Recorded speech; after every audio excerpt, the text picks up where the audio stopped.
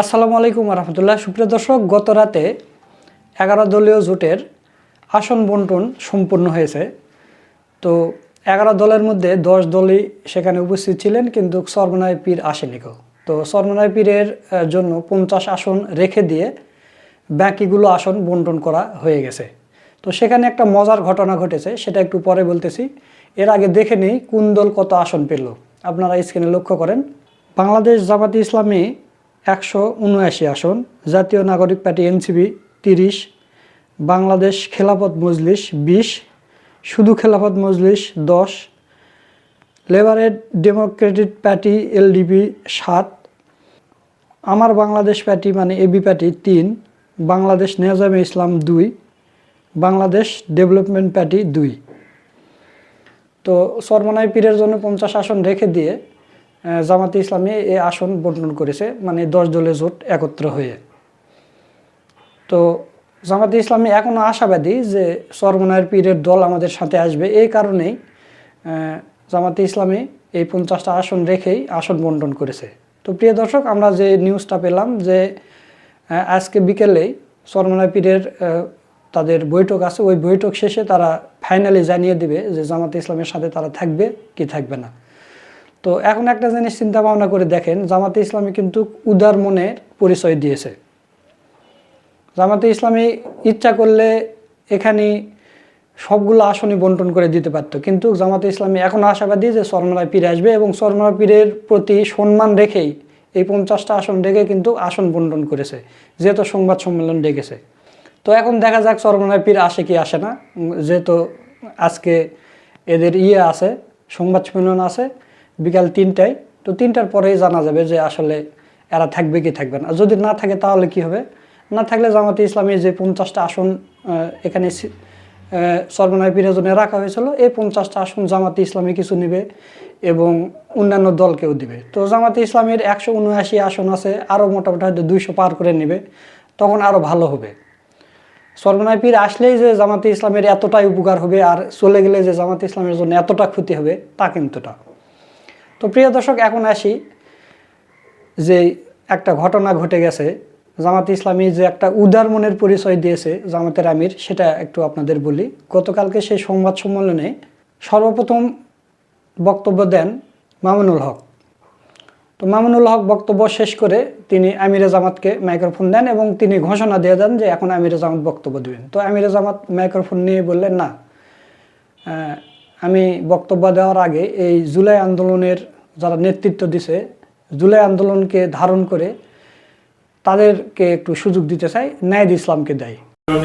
এই পর্যায়ে মুখ্য বক্তব্য উপস্থাপন করবেন বাংলাদেশ জামাতে ইসলামীর মোহতারাম আমির জনাব ডক্টর শফিকুর রহমান। আসসালামু আলাইকুম। আমার বক্তব্যের আগে জুলাই বিপ্লবের ইন্সপিরেশন আমাদের যুব সমাজের মুখপাত্র আমি নাহিদুল ইসলামকে কিছু বলার জন্য অনুরোধ করব।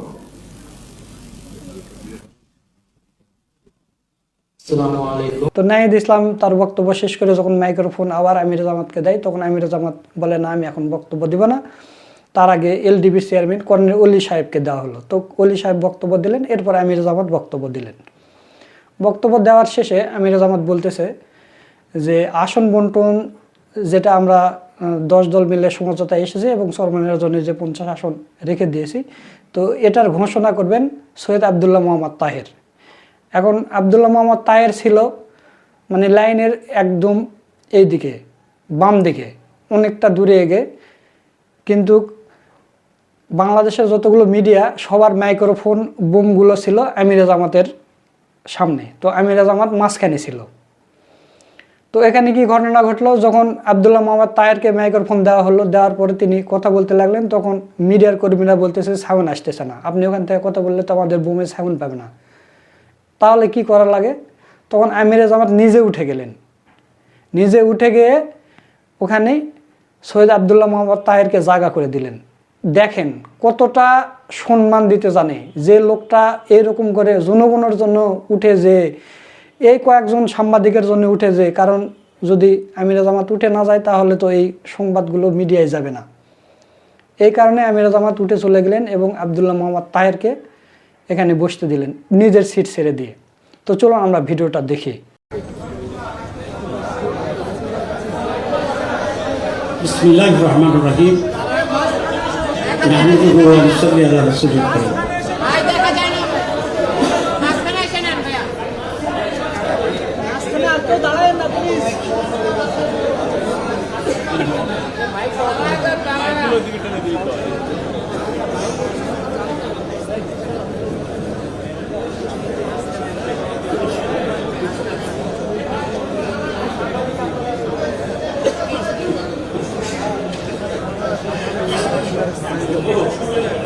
কারীম।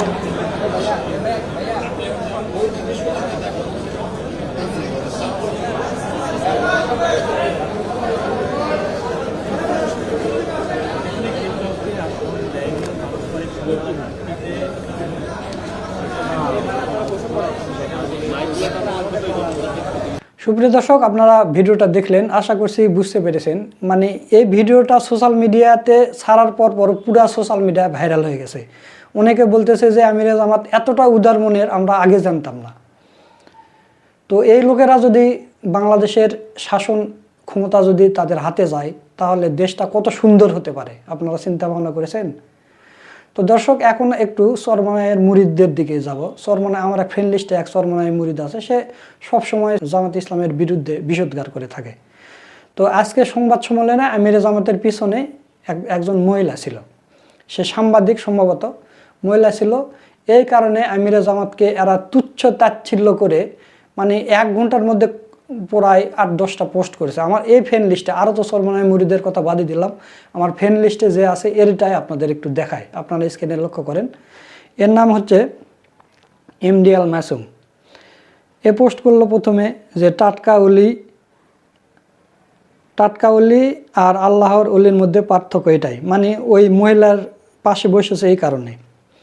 এরপর দেখেন আর একটা পোস্ট করছে, ফুটফুটে সুন্দর, চরম জোট চলছে।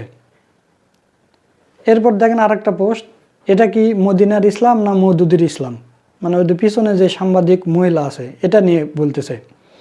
এরপর দেখেন তার একটা ফটোকার্ড বানাইছে আমার দেশ নিয়ে, জামাতি মুনাফিকরা ইসলামের নামে ভোট চাইতে আইলে মুখে জুতার বাড়ি দিবেন। এখন এই ফটোকার্ডে কী লেখা, বেপর্দা নারীদের সাথে নিয়ে জামাতের 10 দলীয় সংবাদ সম্মেলন। আচ্ছা, এরপর দেখেন জামাতের আমিরের পিছনে এই কি মহিলা না পুরুষ, এমনি জানার জন্য বলছি, মানে ট্রল করে বলতেছে।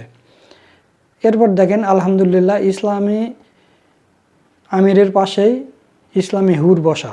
তাহলে একটা জিনিস আপনারা চিন্তা করে দেখেন যে এরা কতটা মানে এদের মন মানসিকতা কেমন আর এদের রাজনৈতিক প্রজ্ঞা কেমন।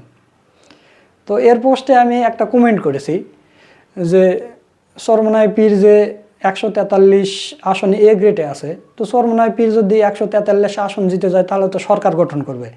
তো সরকার যখন গঠন করবে তখন তো বহির্বিশ্বের প্রধানদের সাথে বহির্বিশ্বের রাষ্ট্রদূত আছে এবং বহির্বিশ্বের অনেকগুলো নারী প্রধানমন্ত্রী আছে, তারা তো বাংলাদেশে আসবে এবং বৈঠক করতে হবে। তখন চরমনায় পীর কী করবে? ওই নারীদের সাথে বৈঠক করার সময় কি চরমনায় পীর বোরকা পরবে, পরে শুধু চোখ বের করে থেকে বৈঠক করবে? তো আমি এই কমেন্ট করেছিলাম, করার পরে দেখি সে কমেন্ট ডিলিট করে দিয়েছে। মানে এরা শুধু বিরোধিতা করতে চান, তাহলে এদের রাজনৈতিক প্রজ্ঞাটা কোথায়? দেখেন রাজনৈতিক জ্ঞান এদের কিছুই নেই।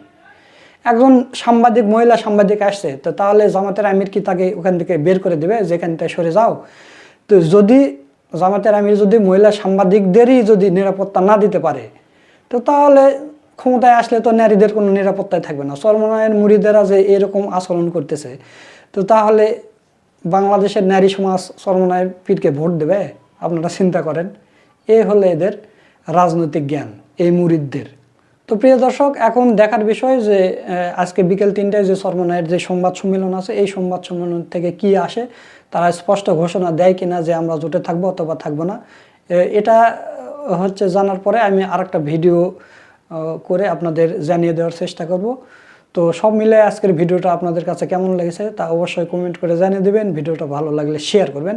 সকলকে ধন্যবাদ। আসসালামু আলাইকুম ওয়া রাহমাতুল্লাহ।